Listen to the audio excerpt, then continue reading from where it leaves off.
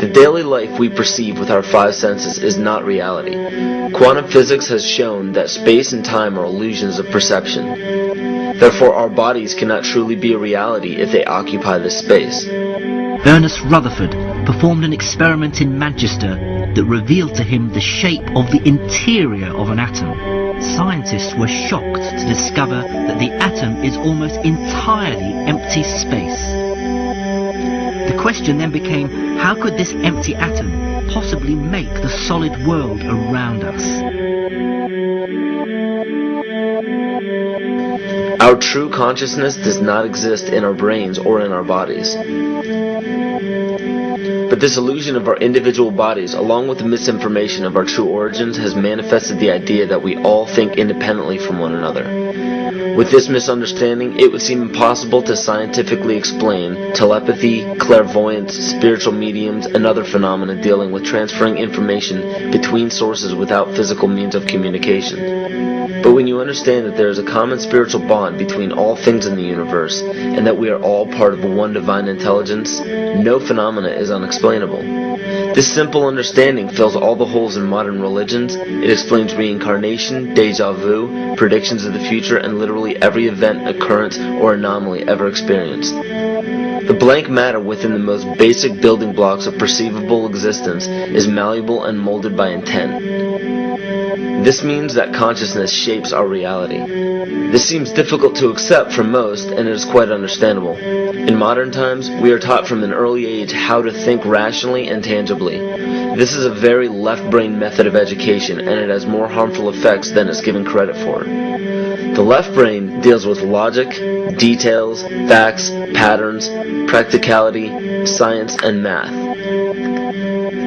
as the right brain deals with feeling, intuition, symbols, images, risk-taking, philosophy, and religion.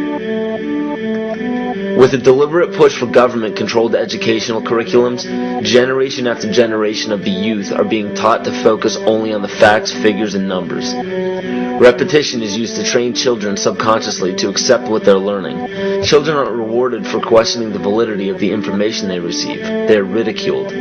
However, the children who blindly accept the information as true and merely regurgitate the information on command when it is time to take a test, those children go on to become the decision makers in our government, law, medicine, business, and every other occupation with power and prestige. The most detrimental effect of being pushed away from holistic thinking with the full brain into a strictly left brain thought is what is known as the suppression of the feminine. Every male and female have both feminine and masculine qualities. It has nothing to do with man or woman. These are represented by the left and right brain, yin and yang, black and white, light and dark, and most every other duality.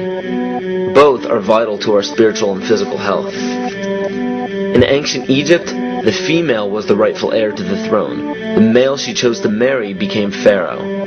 This depicted the goddess tradition that has been destroyed to make way for a patriarchal, male-dominated society we see enforced in every major denomination.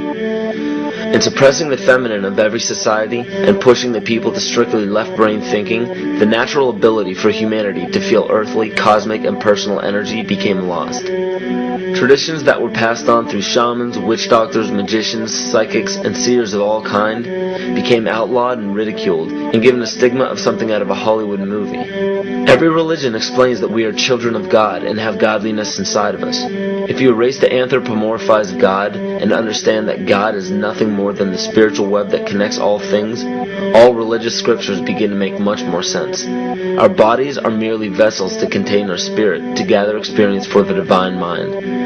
This is how evolution is possible.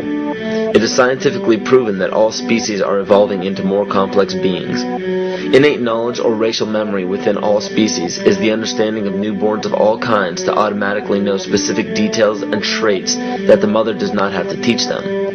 Therefore, innate knowledge helps every species naturally evolve towards more complex organisms.